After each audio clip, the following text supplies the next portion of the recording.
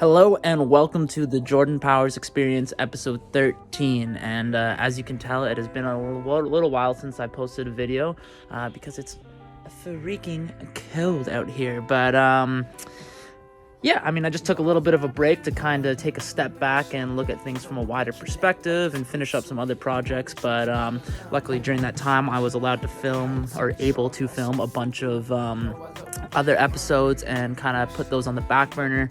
So hopefully for the next couple of weeks here we will have a bunch of episodes kind of coming out regularly. And on today's episode I am joined by one of my good friends, Mason Noble. I hope I said his last name right.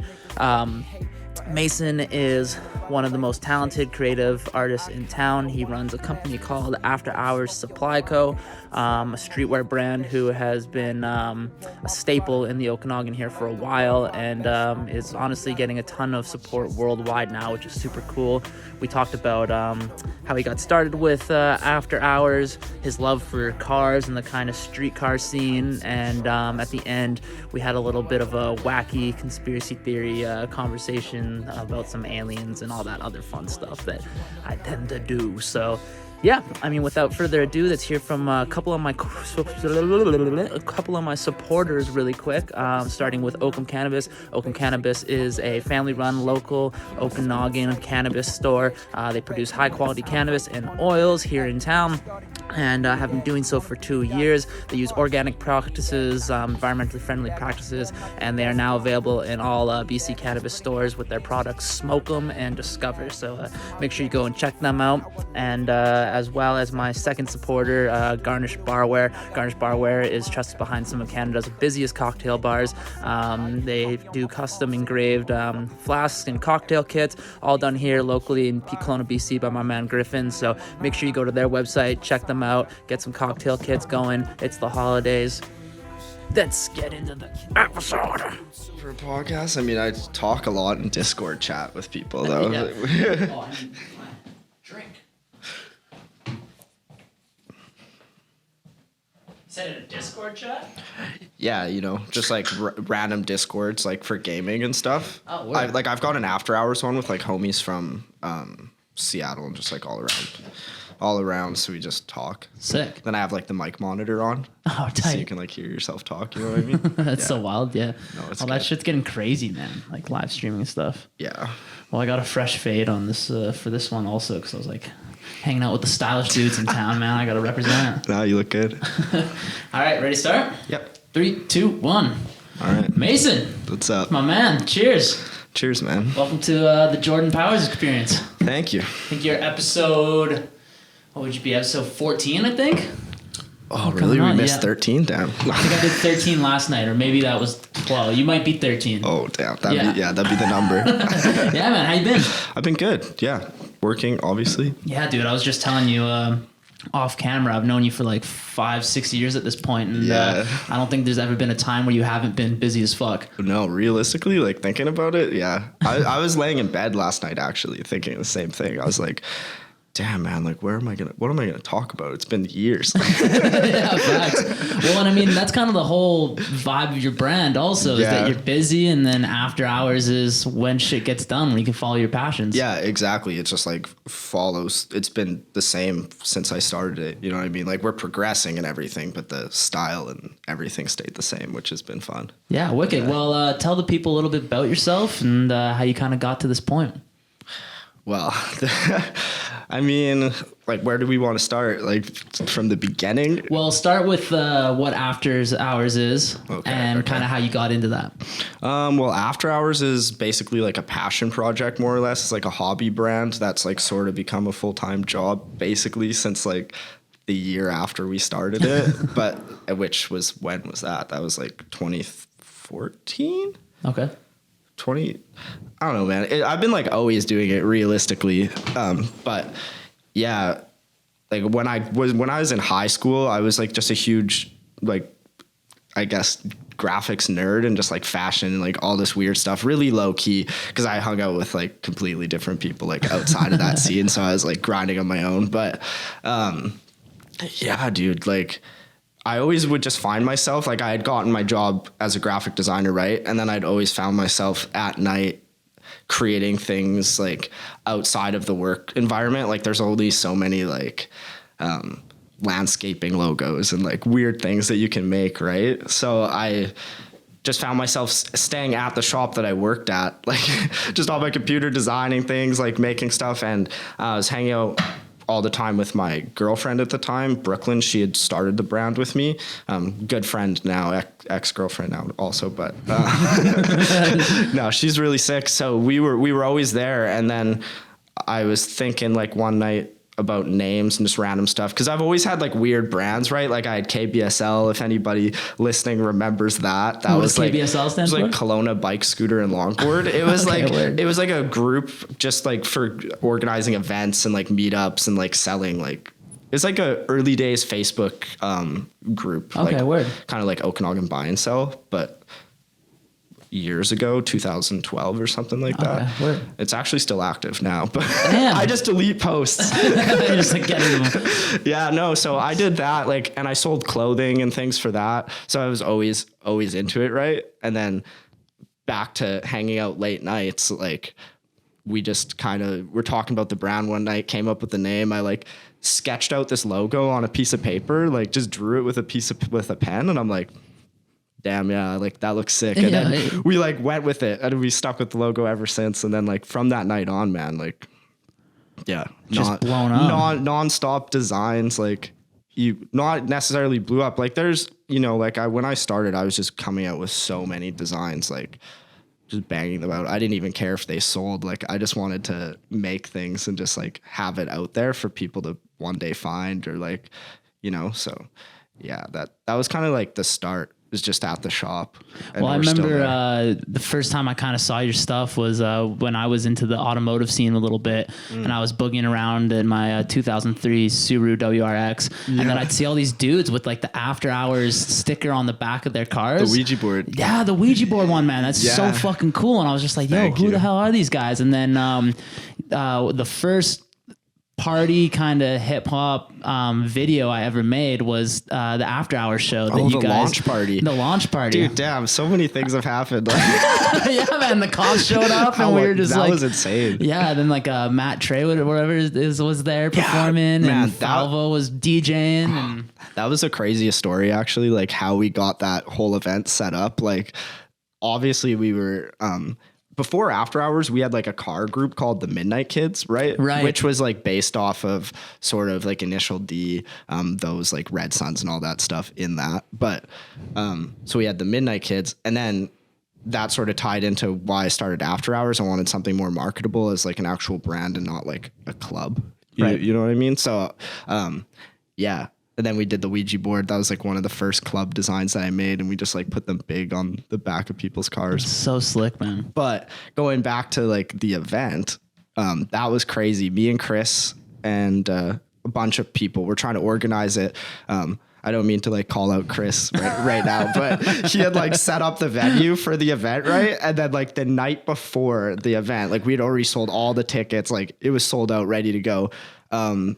It turned out the venue that he had rented was like 19 plus. Oh. And it was an all ages show.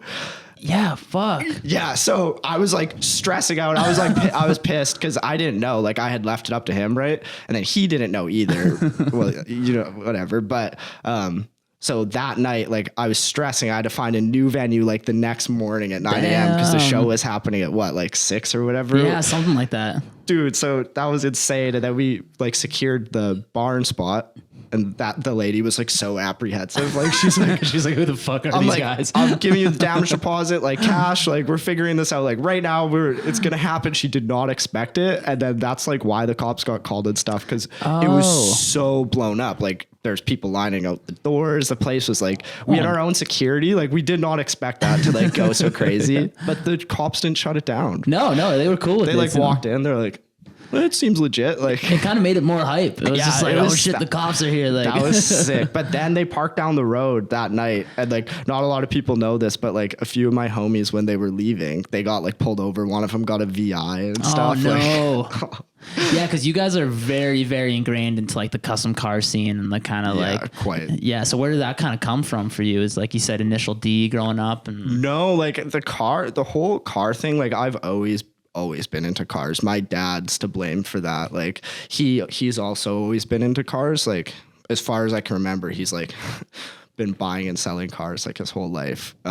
So I always grew up with like toy cars, playing like car video games with my dad and like, all this stuff. And then yeah, it just like obviously naturally came with it as I grew up, and like being an artist, I found like a lot of inspiration in the custom car culture. I thought it was so cool, like people putting like individual touches on their cars and things like that. And then also I just really like authenticity, right? Like in terms of like self-expression or whatever. I just found that like really authentic. So it was super sick. And then as I graduated like high school and ended up like, you know, making money and being able to do my own thing, then like, yeah, I just went from there. I've been buying cars ever since. Yeah, it just blew up. Yeah, and like merged it with the brand. Like that's sort of the weird thing about After Hours is like not a lot of people even know what it is half the time, because it's like car culture mixed with fashion. Like I sort of tried to create a niche market of like our own aesthetic, right? That wasn't there yet really, like trying to bridge that gap of like car culture and fashion and put them together. Yeah, well, I like your description on your website and stuff, and like what it's always stood for is just like pursuing your passion after hours. Like it's exactly, it makes so much sense. Yeah, it's like, yeah, no, exactly. Just do whatever you want at night. Like whatever your true passion is. Like it doesn't even have to be cars or art or like, I mean, it could be whatever. It could be anything. Yeah, it could be anything. That's what we stand for. Yeah. Like, and it seems like it resonates with like a ton of people around town, man. Like I feel like there was this like golden age of like dope fashion brands coming out of the Okanagan. Like Basement Heads were kind of growing up when you guys were coming out. Yeah, at the same time, that was funny, man. I had shot like a photo shoot for what was this? It was Yao, right? Yao. I had done like a little photo shoot for him. He'd already known of After Hours and stuff. And then like I've shot photos in addition to everything else that I do, but that was kind of just like a fun gig. And then the girl who was there was like, oh, like how long have you been a photographer for? I'm like, I'm not a photographer. But yeah, man, that was crazy times. What was your first car that you ever had? Well, my dad had bought a Honda Accord EXR for like me and my mom to share at the time. I ended up driving it mostly, you know, like that's kind of how that goes. Yeah. But she's like, "Why is all the rubber on the tires gone?" No, it was front wheel drive. We only drifted in the snow. Yeah, but. Yeah, so I had that, and then when I graduated, my dad actually bought me an AE 82 Toyota Corolla. Oh, damn. So it was like just like a 4-door Econo box, like Corolla type thing. But I always loved AE 86s, right? So I was like, this is like the closest thing I'm going to get to an 86 because like it's almost the same, blah, blah, blah. And then I drove that for quite a few years. Actually, it was really clean, like 100,000 K, owned by like some priest. It was like dude, like the seat belts had elastics on them still from the factory. Like it was crazy. So insane. So it's just minty. Yeah, and then I like sold that and got a BMW, and then like many cars after that. Yeah, and you have two 86s now, you were telling me? Yeah, two AE86s, the Type R DC5 Integra, which is cool, and then a Suzuki Samurai. Crazy, man. Yeah, and a Subaru. But that's for sale. We don't talk about that. We don't talk about that. Fair enough, yeah, Subarus aren't my favorite. No, I used to work at Subaru for 2 years as an apprentice, and yeah, I love them, but like, yeah, you can't really go drifting and stuff in them and all-wheel drive. In the snow, you can. In the snow, man. I mean, like, they're really good cars. They got like a cult following. It's just like it's just not really my style. Like I appreciate all cars. I mean, I own one, but. you know what I mean? Like, it was supposed to just be a winter car. Yeah, fair. Especially in the Okanagan, the whole Subi crews are kind of interesting cats. We'll say no comment. We'll say no comment on your end. Cool. Well, yeah. And so how did the brand kind of grow and become to what it is now? Because the last I had heard, like, you guys have a pretty decent following in like Japan and Australia as well. Or? Oh, dude, I mean, honestly, I'm surprised half the time at like where the orders come from. Like the other day, there's a few orders from like Uruguay and like some weird place in the Middle East. I forget the name of it. It's like somewhere off the Red Sea. like every time it's like somewhere weird, we always search up the address and we're like, where is this? Who Like, the fuck is this? Don't think I'm creepy, but like we're like Street View, like, oh, you got stickers on your car, like just to see, because it's really interesting, right? But no, the brand really just sort of naturally took off. Like we got 17.3 or 4K followers on Instagram. Like that's where we started. The brand basically is on Instagram. But it's cool because it's all been like organic growth, because we don't really post our clothing on the page so much. It's like just a lot of like natural photography, like streetwear, weird, like grungy stuff, like anything. Right. So anybody who sort of like followed the brand has like stayed a fan for like many years, and there's like lots of repeat customers and things like that. It's like a giant friendship with our customers and like our fans, right? But no, it really just took off from just existing and being passionate about what we're about, and then also collaborating with more skids, the YouTubers down in Seattle. Oh, okay. They helped us take off quite a bit because they were pretty big at the time. We had like reached out, me and Brooklyn actually, and we're like, hey, like you guys are really cool. We do designs and merchandise and things, like here's a bunch of free clothes. And then from there we became really good friends, and sick. We like cross promoted each other, and I've been doing their merchandise through After Hours ever since. Yeah, well, I love all the content you do post online, because it's like, like it's like kind of like showcases a lifestyle, and it has never really like, it's always just been so authentic. Like it's just kind of stayed the same the whole time. And it's just, you can tell it's you if you know you. And a lot of it is like 35 millimeter photography as well, right? Yeah, it's basically all film. Like it's kind of crazy. There's like 2,000 something film photos posted on our page. That's wild. Most of the time, man, that's like only like 3 to maybe 12 shots of a 36 roll we like actually post. So like multiply that by like 36. There's tons of photos. Jeez. Man. Like my desk at work is like stacked, covered in photos. You open up the drawer, it's like 1,000 photos. Next drawer, 1,000 photos. Like, dude. So you're just always carrying a film camera around with you, or yeah, most of the time. Yeah. Like I was just in Vancouver and shot 3 rolls there. Wild. Yeah. And do you get them all developed yourself, or like do you have like a dark room that you use them in, or do you just send them out? I either get them developed at London Drugs if it's like a regular film, like Fuji Color, or like, just regular stuff. I'll do it there. But also shout out to my friend Oso. He's like a big part of After Hours. He has a cool lowrider in Seattle, and he's like an amazing photographer, but he works at a film shop in Seattle. Oh, word. And he develops all of our film, actually. Yeah. Sick. I think like film's making a little bit of a comeback now. It's never died. It never died. It's never been dead. Yeah, it's wild, because I remember there was like a couple of years ago a story where a couple of big filmmakers bought up all the film stock to keep Kodak alive. I think it was like Tarantino, Nolan. Yeah, I actually didn't hear of that, but that would make sense, honestly. Yeah, they were going under, and then these filmmakers like that only shoot specifically on 35 millimeter film for their movies were like, yo, we need to keep this shit going and alive. Yeah. And so they just got together, bought up all the stock, and now it's kind of like trendy to start shooting film again. Like, yeah, I mean, there's just something about it. You know what I mean? Like you don't edit the photo. You take it. It is what it is. Like it could be super grungy, out of focus, like washed out colors or whatever. But that's what gives it character, right? Totally. And like what could be seen.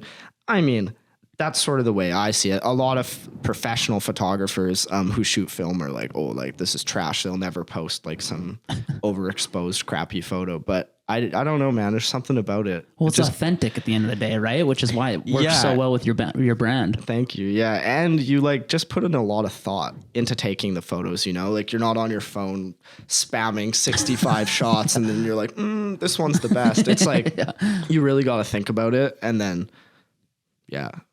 and then you just hope it works. Yeah. Especially when you've got old crappy cameras. Yeah. I love when like a buddy will get like an expired film roll and you're like, fuck, are these going to turn out, or are they going to be good? Yeah. And then you get them back and it's like something you never would have expected, or like film burns in it and stuff. And you're like, hells yeah. I mean, some of the rolls that I shoot, like, Oso has hooked me up with like a bunch of super expired rolls just because working in a film shop, people just dispose of it, I guess. Right. So I've shot like so many weird films, like expired Russian film from like the 80s and stuff, and it just like comes out super green and grainy. You get like no photos except for one on the roll, and you're like, this is sick. Post that. Yeah.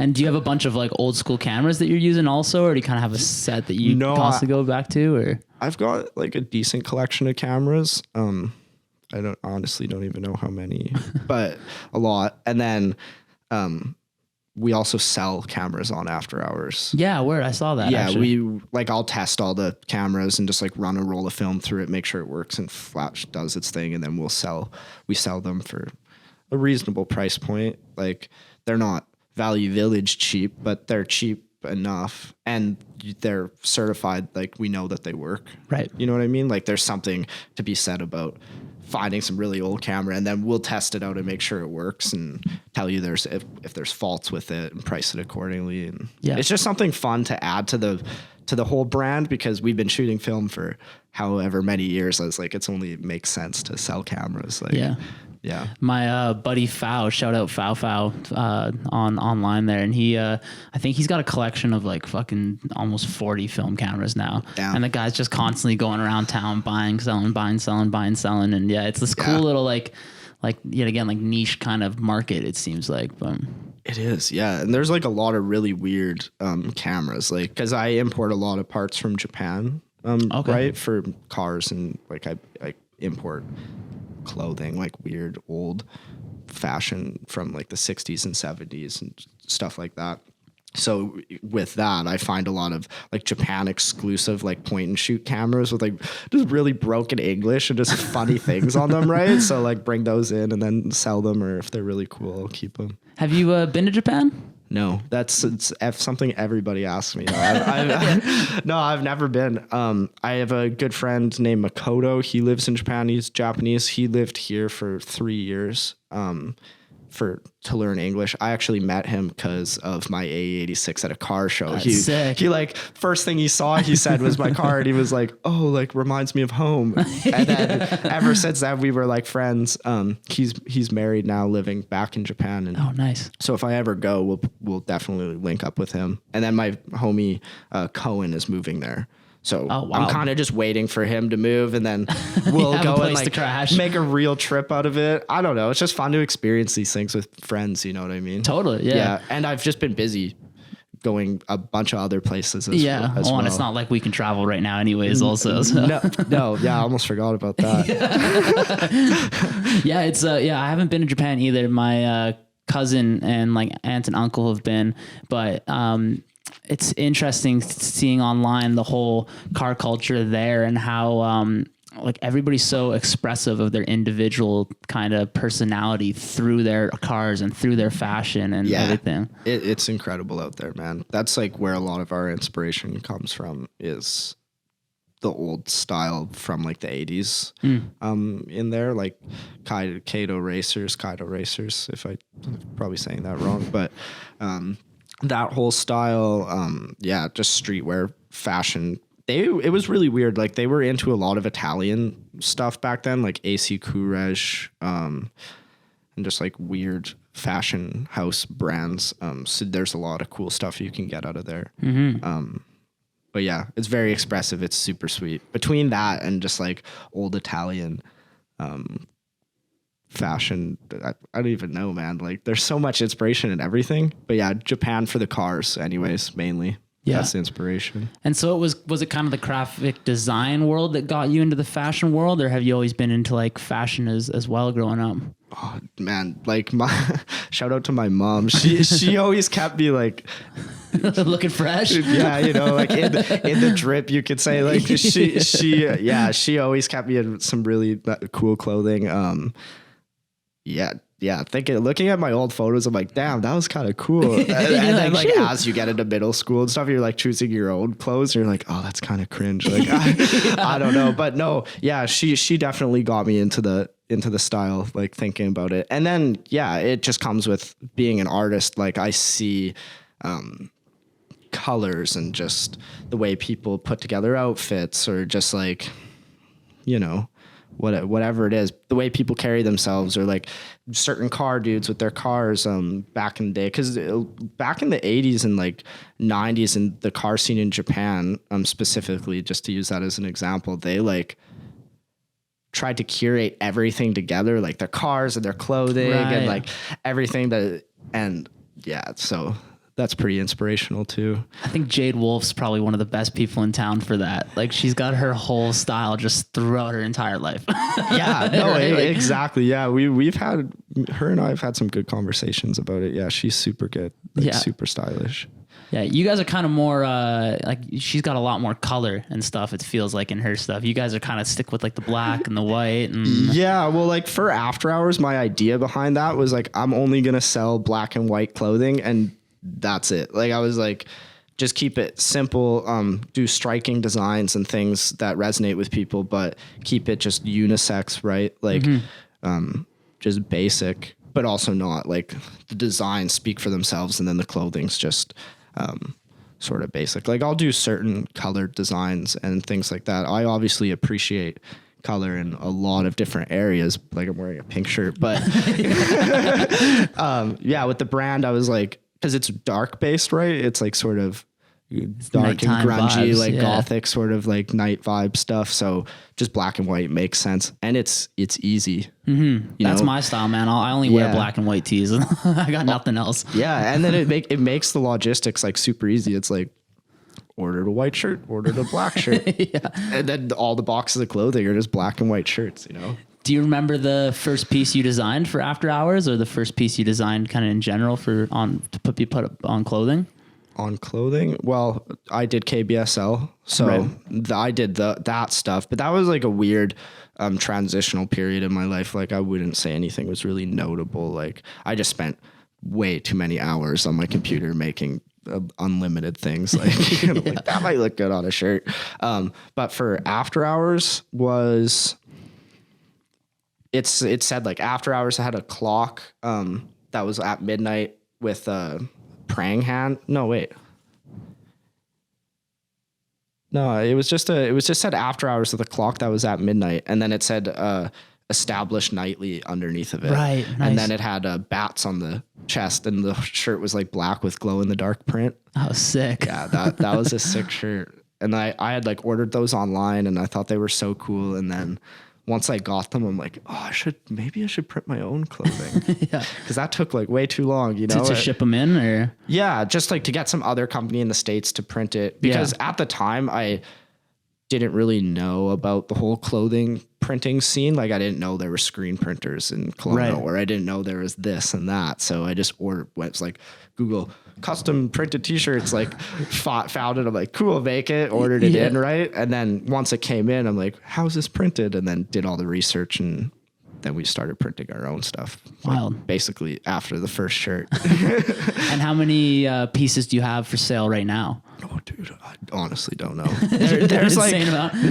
there's probably like 24 pages on our website of like designs. I was going through some of them. I was like, holy shit. Yeah, dude. I honestly, I don't know. There's got to be over 100 for sure.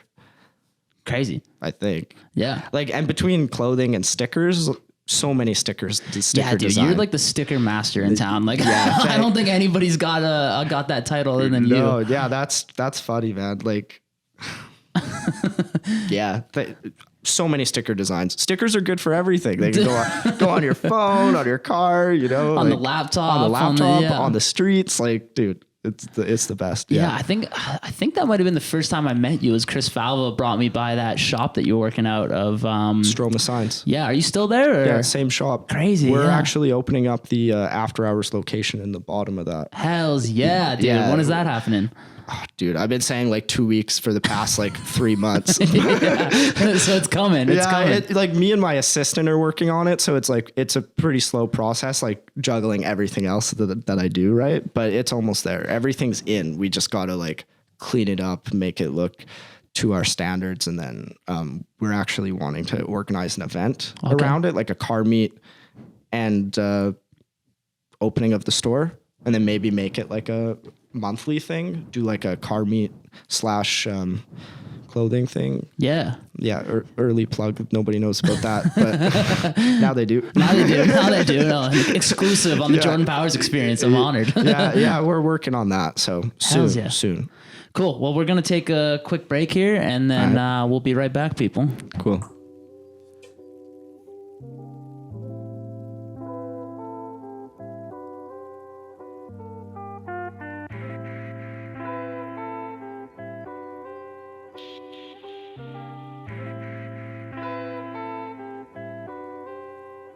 You know I love the way you run in the moonless. You know that we can. All right, we're back. Yeah, we're back after that crazy long break we just had. That was insane. Well, I'm curious, man. The last time I really got to hang out with you and see you was kind of the last time everybody got together and was able to party around town. And that was at Fireside. I guess Fireside. What would that have been? Was that 2020 already when that happened, or 2019? Maybe it was December 2019. I think, dude. I actually don't remember. Yeah, I don't know if it was 2020 yet or if it was still 2019. But yeah, Fireside. Shout out Aaron Da Silva. Amazing. The GOAT around town. Honestly. He throws a big party at B&A and gets a bunch of artists through there, and awesome music, awesome drinks. And then, yeah, you had a booth set up there selling the clothing. So how's this kind of past year and a half, 2 years been for you with the whole pandemic and your company? Man, like crazy. Everything changed realistically, because like in 2019 we were traveling a lot back and forth to Seattle, and we went to like New York and did all those things with the More Skids YouTubers. It was like actually kind of sad, like, you know, because we're like, oh, like we'll see you soon, right? And then February 2020, I guess that's what it would have been. Yeah, March, I think. My birthday's March 1st, and I remember that was the last time I actually went like out before it like went down. Yeah, so I had just gone to Seattle in February, and then that was when like the first outbreak of COVID was. It was in Seattle. Oh, really? At that time, and then. I don't know, man. I might have had COVID. I came back and was like super sick. Yeah. And then like 2 or 3 weeks later after that, they're like, oh, first outbreak in Seattle. Like, you're like, oh, 2 weeks fuck. ago. I'm like, oh, damn. And Dia, my girlfriend at the time, she also was sick. We were like dying, bro. Like she couldn't breathe. It was bad. Jeez. But we didn't know. Yeah. You know what I mean? Like it just wasn't really. It wasn't like how it is now. Yeah. So we were still going to work when we were sick back then. And they right? weren't like, even doing testing. No. So we're like, I don't know, bro. Was that it? Was that not it? I still don't know to this day, but either way, from then on out, things were just crazy. Like we couldn't travel there.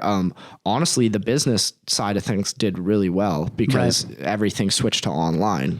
That 2020 was like probably one of the best years we've ever had. Oh, crazy. Which we're really fortunate for, like super lucky. I worked my ass off basically because I couldn't go anywhere. I was just like, well, after hours turned into all day. Yeah, it turned into every single day. No, so that was really good. And it was cool to be able to do things like brighten people's day. Like I gave out a lot of stuff. I still am, like with the orders, sending people just like fun little gifts and things to make things better, you know, Nice. like drawing little drawings and giving out like too many free stickers, like 10 stickers, like just hilarious stuff. Yeah. So it's basically just been work, man. Yeah. Like since it happened. And is there any plans to travel down to Seattle again now As that soon things as the are starting borders to open, man, I'm going there like first day. Yeah, you're just gonna. I'm dude, seriously, like my Oso just had come up to Vancouver because they opened the borders for U.S. citizens, right? So he came up to Vancouver, and then I just went there this past weekend to see him. Nice. And we hung out, shot a lot of film, you know, did what we do, and then. Yeah, so I missed that. It was really good to see him and just like reconnect. I mean, I've stayed in connection with all the dudes online still, right? But it's not been the so same. Weird, dude. I'm like thinking, oh man, like it's almost been 2 years. Like it's been a year, right? Or how long has it been? A year and a half at this point. Yeah, coming up on 2 for sure. Yeah, so like I've been in touch, but yeah, as soon as the borders open up, we're going back down. Nice. Probably organize like a More Skids car meet. Hopefully go back to New York. I don't know, dude. I've got so many travel plans. Yeah. Oh man, I'm sure everybody does, just like wanting to get out so bad. Honestly, like anywhere, man. Like going to Vancouver felt like amazing. Totally. Yeah. I went and saw my sister and I was just like, damn, like I hadn't seen her in like a year, it felt like, and because she's down in Vancouver and yeah, it was wild. Who are the more skids dudes and what do they do? Like They're like obviously really good friends now, but they're drift, like they do drifting, YouTubers,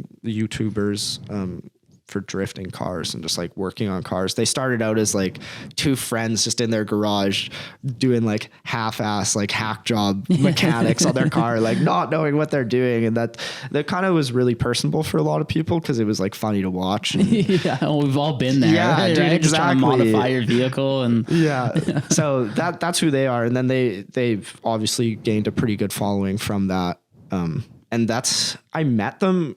Obviously, we had seen their stuff and sent them things, but Quentin, I think, or DJ had messaged me and said like, "Oh, I love your 8.6, like it's super cool." And then I looked into who they were because obviously you just like look at somebody's Instagram profile, and it was like, they're kind of popping off. yeah. And I'm trying to start a brand. I don't know. Well, we were already doing it, but you know what I mean? I thought it would be a good connection. Of course. Yeah, so it worked out. Yeah, man, that whole drifting scene is kind of like, Insane. it felt like it was blowing up there for a long time, and I'm sure it still is. It still is. Yeah. It's just really expensive. And especially with the pandemic, like, you know what I mean? Like they haven't been able to put on events. Right.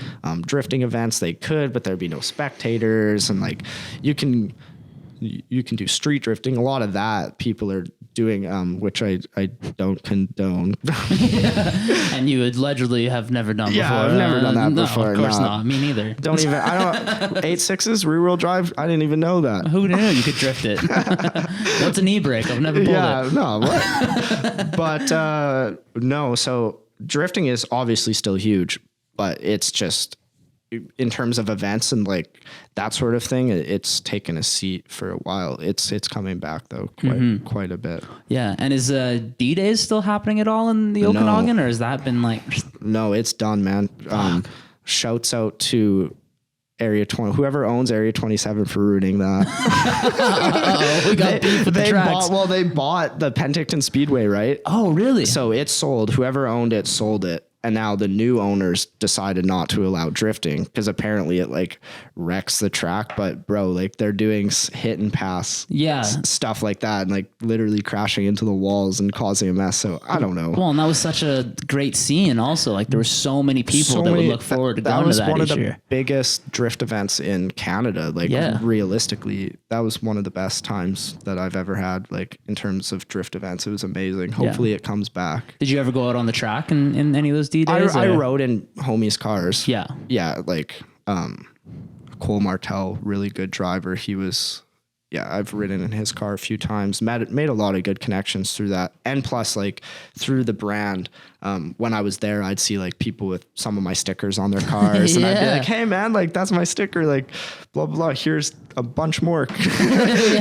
Like, take me for a ride or something. Because you could do ride-alongs with the drivers and stuff if you had a pit pass. So I did that a lot. Yeah, damn. I didn't know they shut that down, though. They did. Super sad. Fuck that. Okay, well, we'll have to start like a pension to get it back. They did. Trust me. Oh, really? Oh, man. It was some internet beef for a while there. Like, the people were commenting on it, like, massive threads, petitions. Like, people were pissed, but it fizzled out. Like, obviously, they just don't care. Right. The organizers, like, they've got unlimited money and they don't care. So yeah, it seems like they're backed by a lot of cash for sure over there in Area 27. Yeah, which isn't a problem, but like drifting is huge. It's a wave. You know what I mean? It's the fastest growing motorsport the last time I checked. Exactly. It's unstoppable. It's going to happen either way. It would just be really cool if the track still allowed it. Yeah. A lot of kids are going to go to the streets and drift, and Where would you rather have them drifting? Who knows what's going to happen? There's other tracks in BC that host drift events as well. But Kelowna, the whole vibe around here is just a completely different vibe. Totally. You know, so it was fun. Yeah, no, I fucking used to love going out to those and stuff. And I went every year. yeah. Yeah, my buddies and I would all drive our cars out there, and yeah, it was always a good time. And even just like the cruises and stuff that people would get into. And I guess with the Okanagan and BC in general, it's just like there's so many beautiful roads to drive on. And so like, of course you'd want a bunch of people to hit the highway and go past the lake and then end up in Penticton, hit the track, have a good time, and then I'll go back. Like, Yeah, because Penticton in itself is sort of like a resorty feeling town. You just go there, especially not being from here, like out of town people, it's like obviously even cooler for them. So they just loved it, right? Like shout out to Drift Union, which I don't think they're really a thing anymore, but for putting that on, that was incredible, man. Drift Union, one of the dudes was a mechanic over at Ford Function for a while, and Sean Brown. Yeah, and they had like the purple car and stuff. Yeah, they were sick. I did probably 3 months of work experience at Ford Function for a while. Yeah. And I can't remember what car I was working on, but I had the AC compressor up on the side of the, just kind of on like the engine bay a little bit, and then it fucking flew down and it smashed the radiator, and they had to pay out of pocket for my mistake. And I didn't work in there much longer after that. But they're good people. Oh yeah, they were super cool about it. Callie was the owners there. Yeah, she was just like she's like, it's okay, you're an apprentice, that's what happens. Like Exactly. we sign up for that when we hire you guys. And I was like, fuck. Yeah. But yeah, then I got into the whole film and scene and stuff right after. But no, they've always been really good. Yeah, they're like a staple. Yeah. In Kelowna for car tuning. They've been here for a minute. Yeah. Yeah. And what's the other one in town called? Classified? Classified, yeah. Yeah. They seem pretty legit as well. Yeah. I don't really know them too well, but I know they do good work. So. Yeah. I don't know them that well either. Yeah. What's the car scene kind of like here in town, the automotive scene? Like, is it... It's good. Has it been allowed to happen throughout the pandemic? Like, have there been... public car meets?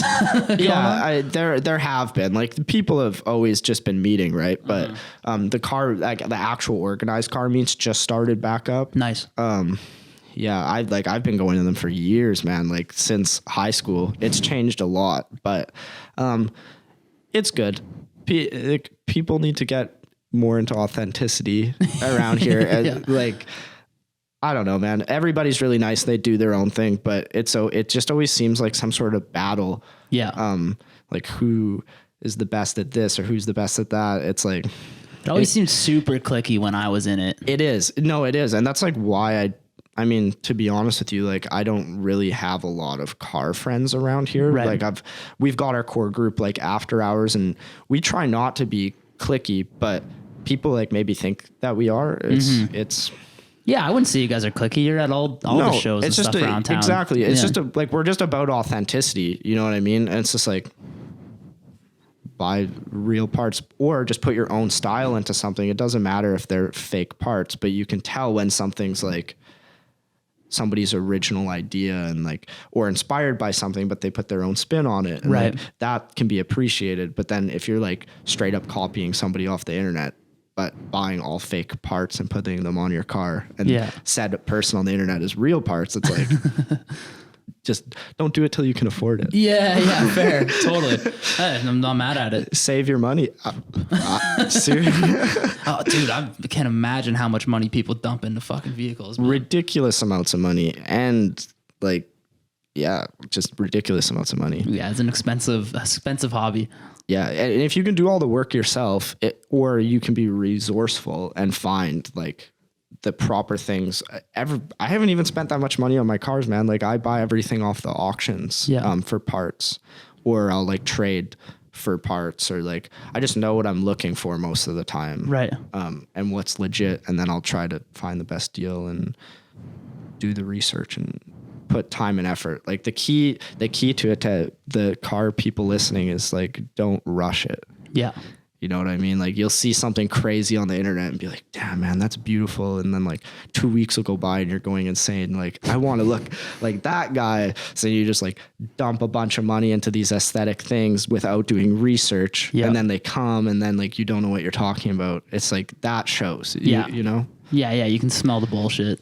Yeah. Just do your research, take your time, make it legit, put passion into it. And like that's that's what I appreciate for sure. I'm with it for sure. I gave you the title of scooter or not. Sorry, fuck. I just messed up my line. I gave you the title of sticker god. Yeah. But I think you deserve the title of scooter god in town as well. Oh damn! Like which type of scooter? The cool types. The what would you call them? Mopeds? The mopeds? Yeah. Well, because I was gonna say I also ride kick scooters. Oh, for real? And I'm good at it.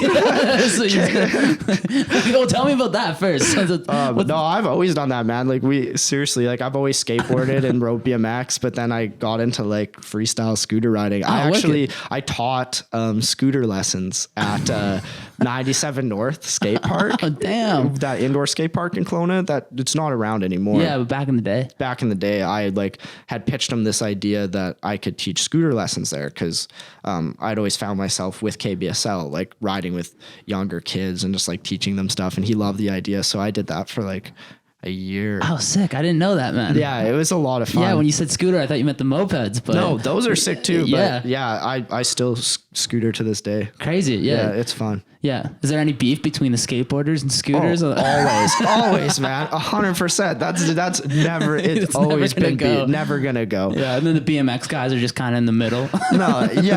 You like I say, man, you just got to do your own thing and Yeah. whatever makes you happy, you do it. But like, it's just all about respect. Like you show them respect and they'll show respect back majority of the time. Totally. Like be respectful on the park and yeah, Yeah. do your thing. Well, I always see you boogieing around on your mopeds also. Yeah. Like, when'd you get into that? Like 2 years ago. Obviously it's like a Japanese thing. Yeah, that's crazy, dude. Like They're cool, man. They're fucking sick. They're a lot of fun. All of the style that we go for is like 80s specific. I don't really want to say it wrong, but it's like Gentsuki, I think. I don't know, man. I know what the Japanese writing looks like. Yeah, dude, I would not be able to pronounce it to save my life. But no, I've just been following that style. Like it was sort of, it originated around like Bozuzoku culture, like the motorcycle gangs, Right. In Japan. But what it realistically is like the young kids who couldn't ride motorbikes yet, they modified their mopeds the same way as the guys with the bikes did. Oh, word. So they like did these really crazy styles, insane colors, like custom fiberglass aero and all this stuff. But then like, as they grew up and still did the bikes, they kept the scooters around because it's like so fun and just like easy and kind of obnoxious. Like you see this scooter with no suspension, like scraping on the ground, riding, and it's like bright pink or something. It's like, dude, like what's that guy doing? You know, like weaving on the road. I don't know, man. It's a lot of fun. So that's kind of how that started. And then just doing all my research through Kato racers and like Bozoku culture and all that stuff, I found the scooters and thought it was amazing and had to find it. But there's like very specific scooters to go with, like in terms of the style, like certain models and things. So I did all the research on that and found what the right ones were and imported all the proper parts from Japan and like spent more money on the parts than the scooter. Yeah, of course. Wild. Yeah. So what are you riding on? Honda Dio. Okay. And Yamaha Raz, which in Japan would be a Yamaha Mint. Okay. And then the Dio is a Dio in Japan, but yeah, it's called like a Super Dio. Yeah. And has shipping of parts and even like your clothing and stuff like that, has that been kind of difficult in the pandemic as well? Like I heard there was a lot of issues with shipping going around here. A lot of issues with shipping, mainly delays. Like something that used to take a week might take 2-3 weeks now. Damn. Maybe longer. Depends on where it's going in the world. Like Australia, man, you spend like $80 to ship a big hoodie and like a t-shirt or something, and it's going to take 4 weeks, 4 to 8 weeks. Damn. And people are upset about it, but there's literally nothing we can do. Like we're losing money shipping things, but I still do it just because it's the passion, right? It's of course the brand, but yeah, it kind of sucks. Yeah. Crazy. But shipping from Japan, it's like you ship with FedEx. So you pay a heavy duty fee, but it does get here. If you ship via boat or something, it takes like 5 months. Yeah. And is that just because fucking borders are closed down? Is that the only reason why? Like I didn't really fully understand why they were Mainly shipping. because of the insane amount of online shopping. Oh, the Like, demand, it just went up. Yeah, man, like people are buying everything online. So then the post offices are overwhelmed, like especially in Kelowna. We're not a big city and don't have like the craziest postal system. Like we ship something here, it goes to Vancouver. Right. Even if it's like shipped here. Like you ship something in Kelowna, it goes to Vancouver and then comes back here. What? Yeah, dude. Really? Like, to the sorting factory. Like it does that. Why? It just that's like the main headquarters. Yeah, and I they got- guess. what Dude. the fuck? Yeah, it's super weird. I don't know about letter mail. Maybe that doesn't, but I know like packaging that gets scanned into the system does. So it takes like a day, right? Or like 2 days. Damn, I didn't know that. That seems really dumb. It is dumb. Yeah. So it's like when Kelowna had all the smoke, right? They're like, we're not shipping out of Kelowna because we can't. Can't even get down the Coquihalla shit probably. Yeah, and, or like, planes, Right. flights and stuff. Yeah. So it's all like weirdly affected yeah, damn. with the like right now the smoke and COVID. It's just like a mess. The worst time for shipping, I guess. Yeah, It's horrible. I just do what I can. Like, you know, Yeah. I send out emails to people and just like post and say things are going to be delayed. I mean, I'm very fortunate for our fan base and like our customers and stuff because they do understand we're like a small business. Not very many people working. Everything's handmade, you know. Yeah. So it's all going to take time. Yeah, well, I think people appreciate that more than anything nowadays. Also, like the kind of craft, handmade, like thing. It seems like it's kind of on the up and up. Whereas back in the day, everybody was just buying bulk of generic shit. Yeah. I mean, they still are too. I don't know, man. The world is big and small. That's well put. Yeah. I don't even know. Like somebody the other day had asked me, oh, like what are some of your favorite small brands and stuff? And honestly, like, I don't know. Like I've just been so focused on our brand and doing everything that I can to like keep it alive and thriving that I haven't really like had time to like I appreciate everything everybody does, but I can't really like couldn't put a name. Yeah, well, I mean, like I said, you're a busy fucking guy, man. You're always working. Every time I've seen you, you've been Yeah. working. So that doesn't surprise me in the slightest. Doing something. Yeah. Word. Well, we're going to take one last break and then we'll be back for round 3. All right. Look at how you take control. That's some voodoo. You know I love the way you run in the news. You know that we connect like it's Bluetooth. Yeah, you wanna drink, you wanna blunt, baby, you choose. Look at how you take control. That's some voodoo. Yo, what a life where we can dream, but all the time that we wasting. Playing Followers sex, and shit out of it, but make us they always seem to unfollow me like pretty quickly after. And they're just random fucking people. I don't even know who they are half the time, but Yeah, that is weird. yeah, I don't get what that's all about. But oh well, Are we back on? we're back on round 3, baby. All right. Well, Mason, tell me your deepest, darkest secret. Oh, dude, no. I'm just kidding. Off camera, I was asking you some of the stuff you're into, and you said that you're pretty good at researching and kind of looking at a bunch of different opinions and into a bunch of different stuff. And Yeah. we organically got onto UFOs and aliens and the stuff. Have you ever seen a UFO? No. No. Well, I actually, you know what? I shouldn't say that. I've seen some weird things like that. I don't want to say it's a UFO because like who knows, but like here's a crazy story. One night we were at this lookout with all of our cars, right? And then across the lake, there's this light at the top of the mountain. And I didn't see the light go there, but somebody was like, oh, it came from the sky. Maybe they were just really stoned, but they're like, oh, it came from the sky and it's there. And it was super bright, like LED bright. It almost looked like blue, right? And I'm like, I just had binoculars with me. Just, I don't know why even, but I did. I think it was just because we were looking at the moon. Like I was trying to take photos of the moon through binoculars. Oh, because cool. we didn't have, like 5 years ago, we didn't have these insane 100 times zoom phones, right? So I'm trying to take photos of the moon, but there's this light and we just watched it. And like, you couldn't see what it was. Like it was nothing. It was just like a light in the forest. And then the next day we'd come back from the spot and the light wasn't there. And then like 2 days later we came back and the light was there, but it was like down the mountain, like maybe a kilometer down the lake, but still at the top of the mountain. Same light, just like on a different mountain peak. Weird. And then like I was researching on the maps and stuff to see if there was any trails. Maybe it was like somebody camping or 4x4ing or something, and no Nothing. spot, dude. Super weird. It's all, yeah, man. I went down like a deep conspiracy theorist like rabbit hole over the pandemic because in like late April, my mom was dropping me off some food and I had just like smoked up, and I go outside and I see these silver spheres is all I can describe them as, like almost like my brain couldn't comprehend what I was seeing, and I'm like, yo, am I tripping right now? Like, what is going on? That's weird. And so I tell my mom, I'm like, there's something in the sky over there, and like I can't explain it. Bright blue sky and everything. I'll show you the video after. Okay. No. What are you talking about? Weird what? What are you looking at? Jordan, what are you talking about? Weird what?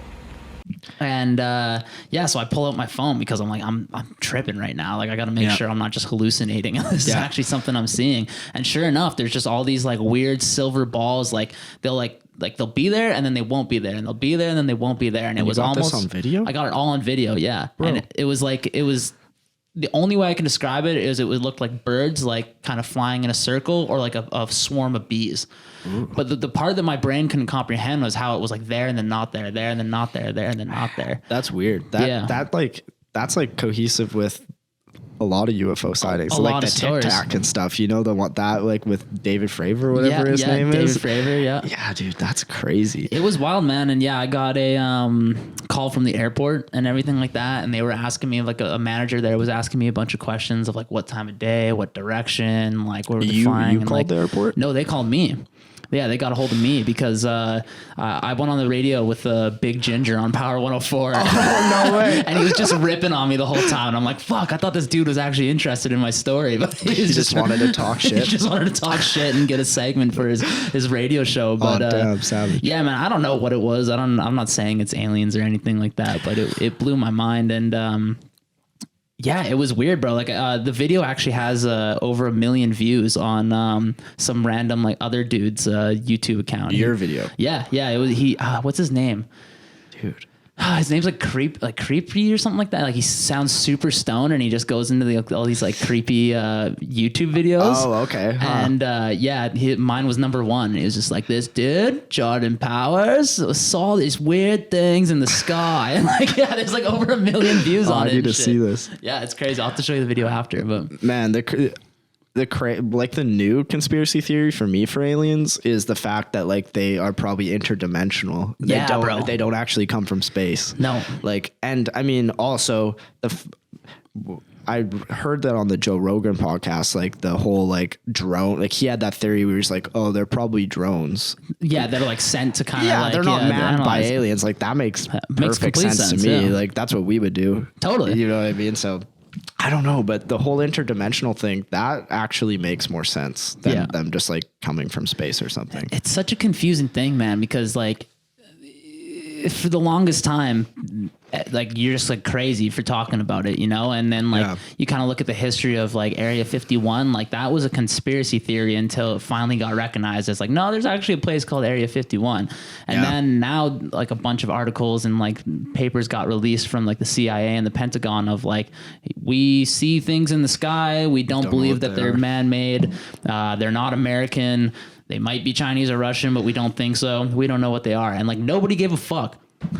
Like barely anybody cared. Well, I mean, at the same time too, like they've had to release the information slowly because everybody is, I mean, religion is like one of the biggest things, like one of the biggest culprits, like for, I mean, a lot of things, but like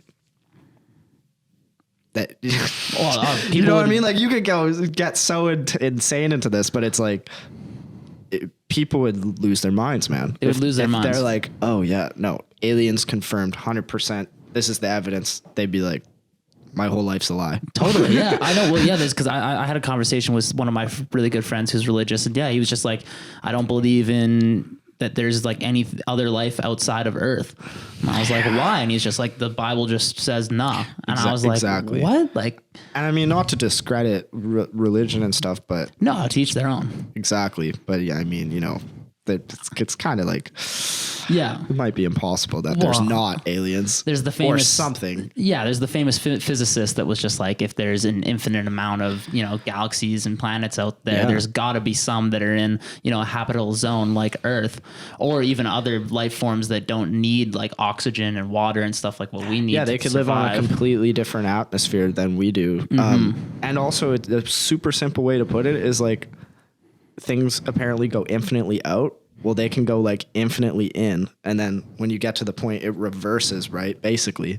And then it's like infinitely large in, if that makes sense. So it's like an alternate universe. It's Right. Like an hourglass. Yeah, damn. I wish I was smarter sometimes, man. I don't know, dude. Some of wish these I things was just make smarter. sense to me. Like Yeah. you can, I mean, I know a lot of technical stuff, but that's just kind of a way to put it, right? Like Yeah. you think about it, it goes infinitely out the universe and then technically infinitely in. And then when you get to the center of infinitely in, like it's big. Yeah. It's wild, It's an bro. hourglass. It's an hourglass. I like Just- the let's hourglass just- yeah, description. that's a good way to put it. The most recent theory that I've been like all horned up about is that it's humans from the future that have figured out how to time travel, and they're coming back and they're messing around with some stuff and being I mean, like, that could make sense too. Right? If parallel universes exist, like in the future, on another parallel universe, where it's like, oh, one could be a couple seconds ahead of us yeah. from now. It's like, I mean, technically, Yeah, just well, travel interdimensionally. I think Neil deGrasse Tyson went on the Joe Rogan podcast and he explained like the infinite universe theory, where there's just like multiple different versions of this exact conversation happening Yeah, with like yeah. tiny little differences. I haven't actually watched that one. That I shit should blows my watch that. mind. Yeah, there's just a you and me somewhere out in the universe having this conversation an Yeah. infinite amount of times. And maybe this shirt is like blue. Yeah, or like this can is turned this way. Yeah. And like, or like our microphones are switched and just random shit like that. And there's an infinite amount of possibilities like that. Yeah, I believe it. It blows my mind, dude. I'm like, I gotta stop smoking weed because I'm just like, I don't know what to do with all this information. One of the crazy thing I was thinking about the other day is like this huge argument where people are like, oh, if the Big Bang happened, like where did the Big Bang happen? Yeah, Well, it's like it happened in the universe. like the center of the universe, right? Or No, there's like a bunch of other Big Bangs in our universe. Like the universe is a never-ending expanse of time, but there's like, think of like the Big Bang as maybe like another galaxy in our current universe, Like there's just like an infinite amount of Big Bangs. yeah, okay. And all of those other universes created by Big Bangs Are just constantly just happening in like Happening. an infinite amount of space.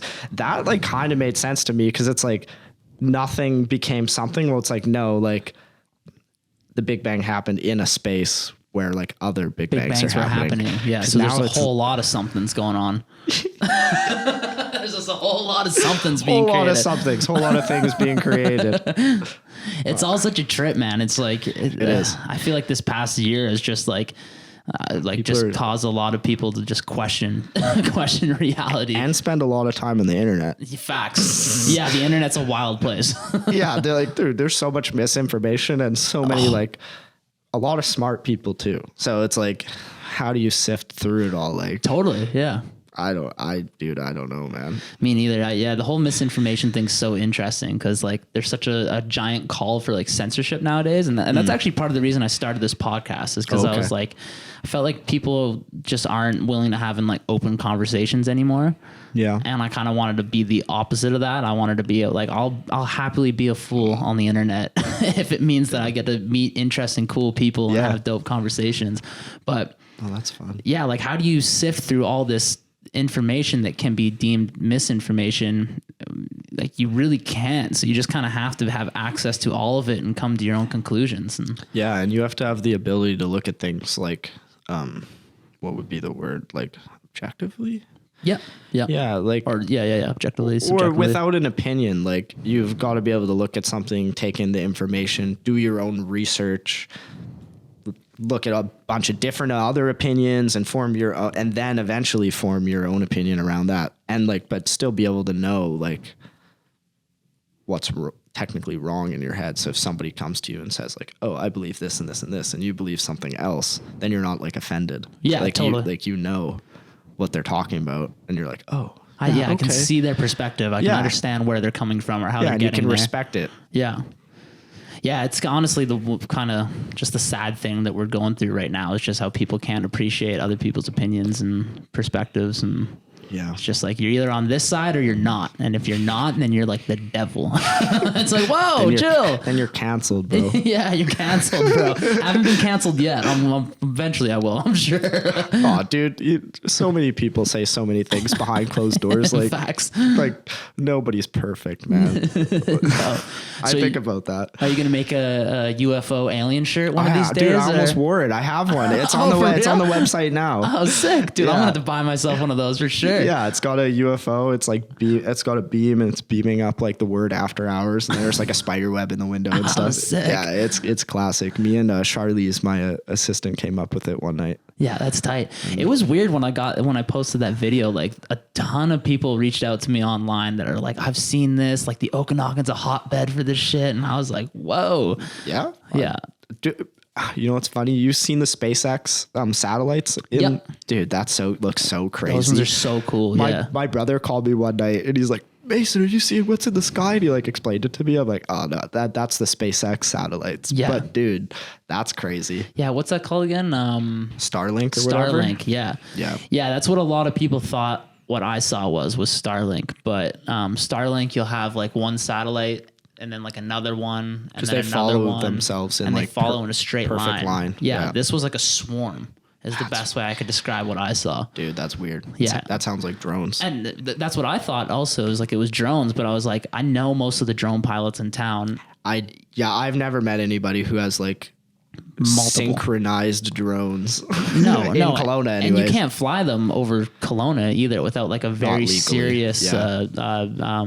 license. And so, no, it wasn't drones. I'll show you the video, and yeah, it's dude, pretty. I'm excited It's to pretty see it. wild, but yeah, it's Starlink's cool, and like it's just, man, it's just fucking crazy. There's just so much crazy shit out there nowadays. Worldwide internet. Yeah. Is what it's going to be. That's going to be like a blessing and a curse, man. Just like the internet is. Yeah.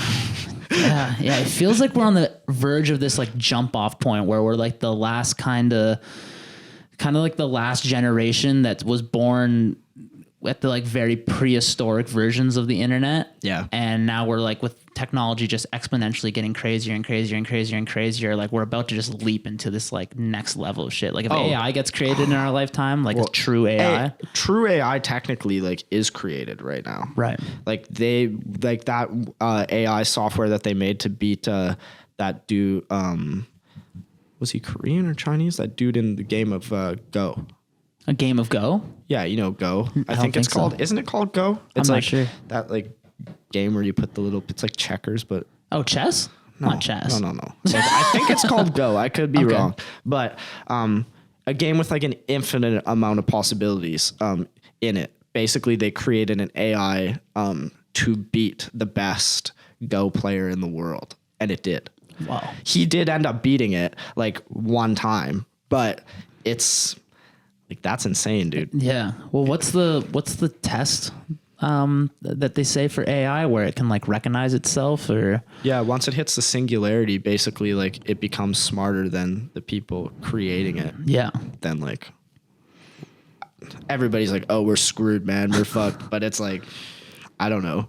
Maybe it'll provide us with a lot of answers that we can't figure out. Hopefully that's the goal, right? Like, do you listen to Lex Friedman at all online or No. He's a scientist at MIT whose whole goal is to like create robots that are basically indistinguishable from humans. Like they're, yeah, this is fucking insane. And yeah, I can't wait. He's good friends with Elon Musk, and he's of like the opposite opinion where Elon Musk thinks like robotics and AI is going to be the death of us all, but he thinks it's going to be like the jump.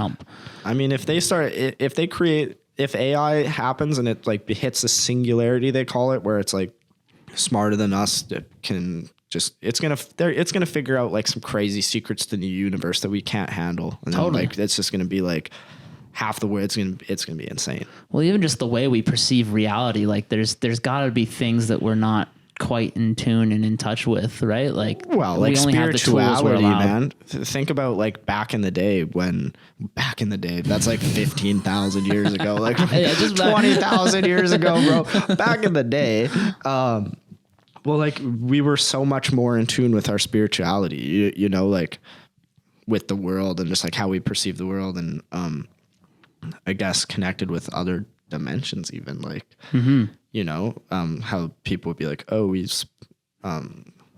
talk with the dead, or like our ancestors or gods and things like that. That's also a thing too, you know, like we as humans need to explore that more. And the people who are doing the AI thing, it's going to be really good, but I don't know, man. Yeah, I think that's something AI won't have. No. And I think that stuff's also interesting because it's like how many of these people that were super spiritual back in the day, like that would just came across like a crazy shrooms trip or like a DMT trip. Like, isn't DMT in like 99% of living things or something like that? Stuff? Yeah, it is. Yeah. So how many of these like spiritual, I've never done it. I've never done DMT. I want to eventually, but they say that's like like going off into the spirit realm. Like you're hitting another dimension when you're on that stuff. Yeah. So I've heard lots of, I've watched a lot of podcasts about it and YouTube videos and things like that, and the Netflix documentary they came out with. Right, the spirit molecule one. Spirit molecule, yeah. I watched that. I mean, I believe that makes sense, dude. Like when you're dreaming, let's say you're having a lucid dream, that's like another dimension in itself. Totally. Like, even if it's pieced together of things you've seen in your life, it's still like it's a whole nother reality. Dude, that's like a whole nother podcast in itself. We should do like for sure the dream realm, dude. Oh man, yeah. DMT, crazy. Apparently, like they say that's what's released when you die, right? Yep. You like live a lifetime. You see your life flash before your eyes. Yeah. Yeah, in that moment, and same with, they say that when you're dreaming, that you might be releasing DMT from your brain when you're dreaming, and they say it's from the pineal gland also, which is like the third eye, the spirit. Yeah, dude. Yeah. There's a lot more people way more well versed in this than I am. But fair. Well, no, that's exactly true. I'll ask you about something that you're very well versed in. Are we in a simulation? I mean, not like the traditional sense. I don't think like all of this is real, but like I would say we're like perceiving. Okay, like there's funny things. Like there's funny things that like connect. It's like not a simulation like a video game, but I believe that we're all connected. Everything is connected. Like everything's one energy basically, and then we're just experiencing this life through this body is what we're blessed with, and we get to choose our own future based on like whatever we want to do, right? But like yeah, I don't know, dude. That's a weird question. I wouldn't say it's a simulation in a normal sense, but things are really weird. Yeah, not like the Matrix necessarily. Like it's No, not like that. But we are technically like all of this is real, but I don't even know how to explain it. Well, a sentence that I heard the other day that's been bouncing around my brain and I'm just trying to come to terms with is we're consciousness experiencing itself. Basically. Basically. Yeah. Like we're all connected in one way or another, you know? Like if life has evolved, we're all like one energy, right? So we are technically all one consciousness. Are you a spiritual person? Yeah. Yeah. To an extent. How much does that play into your art and into your kind of like day to day of operating your business? Like, do you kind of put a lot of that spirituality into your work, or is it kind of separate? I don't know, dude. Like I just have insane. I'm probably I'm not diagnosed with like something, bro. Like I gotta have like ADHD or fucking like I don't know, Asperger's or something. Like I've always thought that about myself. I'm gonna keep on living my life, but bro, like I think of so many things in even a minute, like unlimited possibilities, like crazy designs, ideas, people, music, like dude, just so many things going through my head at all times. I just keep it organized up there, but it's like, yeah, I would say when I think of something, I'll just always remember it if I believe in it. So then I'll just create what I thought of at that time. Whether it be like I can think now of designs I thought of like 4 years ago that I haven't made yet, but they're still in there, like just waiting for the right time to make it. Damn. You know, like I'm like, oh, I thought of this X and O's design on a plane flying to New York in 2018. I haven't made it yet, but like You remember when you actually thought of that design? Yeah, like I remember wild. when I thought of that. So then I'm like, one day I'll make it. But in the moment when I'm actually creating, there's other things that are more important, like the UFO design that I did, or like, you know, like. Do you get into a flow state at all? Like when you're working, or something that you could describe as a flow state? Like, what do you mean by that? Like, you're just like flowing, just doing it, and it all feels right. And you're creating.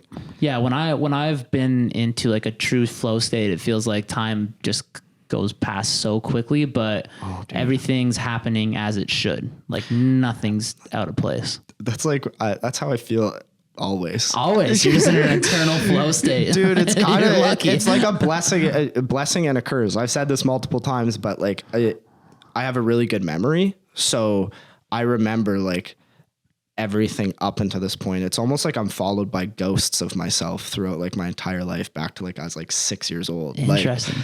Like, yeah, dude. I'm always jealous of people that have good memories, because like as a filmmaker, like I want to be able to recall like life memories that I can like use in my work and in my writing and stuff. Yeah. But it's my brain's brutal, man. I can't remember what I did this morning. I do that all the time. Just everything from life experience I just put into my work. Like, do you journal at all, or it's just all up there? it's all in my head, man. It's impressive. Yeah, it's kind of scary sometimes. I'll be laying in bed like thinking, oh, dude, like in 2017, I talked to this guy and then I never did this design for him. Yeah. He hasn't thought of it since like 3 days after we spoke, but like I'm still thinking about it now, like in 2021. I'm like, should I contact this dude and like make this for him? Like, what's up? Yeah. So are you good with calendars also? Like, do you like when you're like scheduling stuff out, or can you just kind of go from off the fly? I just go. Yeah. I mean, shout out to Dia. She bought me my first ever calendar. And I had it on my desk. I'm pretty sure, dude, I wrote like unlimited amounts of things on there, like drew designs. Like some days on the calendar would be like a drawing of mine. And I just use that drawing to remind me of what happened that day. Really? Like, Oh, damn. yeah, dude, I don't know. Like I got notes in my phone of like a bunch of stuff when I don't want to keep it in my head because it'll be like stressful or something. But then it's still in my head. So it's like I got two things. That's so funny, man. Dude, it's crazy. My sister bought me a planner, calendar kind of thing, and I don't think I've touched it. Like I'm just not good with that stuff. I just go off the cuff. Yeah. Yeah, it's easier that way for me. I don't know, man. If it's something that like I really can't miss, Yeah. then I'll write it down in like multiple places. Even though I won't forget, it's just like keeps it in my mind. Like I'll sit down at my computer and I'll see 2 weeks from now, like, oh, I should be doing this. And I'll like think about it. I'll finish like the project in my head. And then like 4 days before I need to finish it, I'll like finish it. Yeah. And then it'll be perfect. Because it's all like pre-done. It's you know? already happening. Yeah. Yeah. Oh man, that's so dope. I'm very much like a figure stuff like on the fly person, just like figure it out as I'm going. Like I almost like, especially when I'm making like films and like music videos, it's like I have all these ideas that I'll try out, but it's more of me like discovering the final product rather than like thinking of the final product and like having it happen, if that makes sense. Yeah, that makes sense. Yeah. It's like, I'm not in control of it. Like I just come in all these ideas, we'll see what fucking happens. And then I find it. Like I find it at the end and that's just what it is. And then I'm like, all right, done. There we Put go. it out there. On to the next one. Yeah. Huh, sick. Are you pretty attached to your work, or can you kind of like look bro. at old designs and just be like, that's what it was at the time and that's where I was at the time and it is what it is? Or do you look back at them and be like, fuck, I could have done this and that and this and all that? Oh, dude, I think that like the moment I post something, bro, like I'll make a design and it'll like, I'll release it. Not even like 2 minutes later, I'm like looking at it. I'm like, oh, dude, I could have moved that line there. Yeah. I could have did this. I could have done that. I'm trying to get better at not doing that because it like literally drives you insane. But Totally. No, I definitely do that. I was telling that to Jay Harvitz, who was on the podcast. It seems like all great artists kind of have that. You're your own worst enemy, man. Totally. 100%. Like pretty sure most artists do feel like that. They just hate what they make. Yeah. I do it because dude, if I didn't, I'd have like 20 trillion design ideas in my brain and I would just be pissed because I'm not making them. Like dude, yeah, no, I have to. Yeah. I have to make things. Yeah. It's like therapeutic at a certain point. Yeah. I am really attached to, like, I love what I do. Obviously I wouldn't be grinding as hard as I do if I didn't, but like at the same time I can still disconnect and go somewhere else and relax for a moment. Yeah. Focus on something. But then I'm passionate about everything I do, man. So it's like all connected. Yeah. Makes sense. Yeah. Cool, man. Well, this has been a blast, dude. I want you to shout out where people can find you, where they can find your work, where they can find After Hours, what you got going on, where the new shop's gonna maybe open up, or where it's gonna be at, and so we'll put it all down in the description as well. All right, cool. So we're mainly on Instagram right now until like the next best thing comes out. Whatever that's gonna be. I got a TikTok now. Nice. Haven't posted anything but a scooter video. So if you want to see what I'm talking about in terms of the scooters, go to the Afterhours Supply Co TikTok. There's one video and it's from the scooter night we had in Vancouver. Nice. Check that out. It's super sick. But yeah, Instagram, Afterhours Supply Co. Our website is afterhoursupplyco.com or ahsco.ca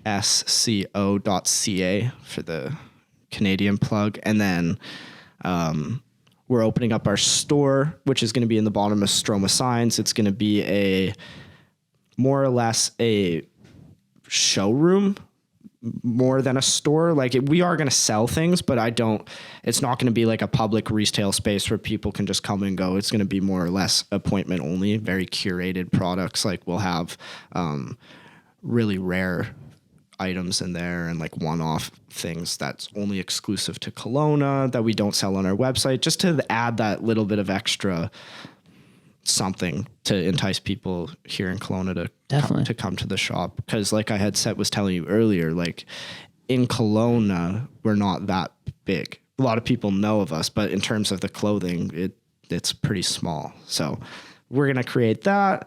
That's going to probably be the start of September. That's what we're aiming for.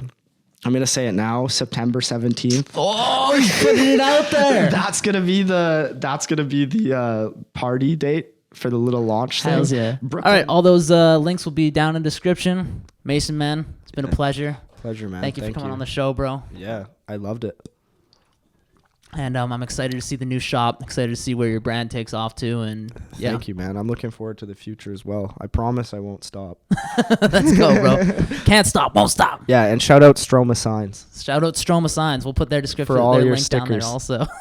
Unlimited stickers. There we go. All right, cool people. Have a good one.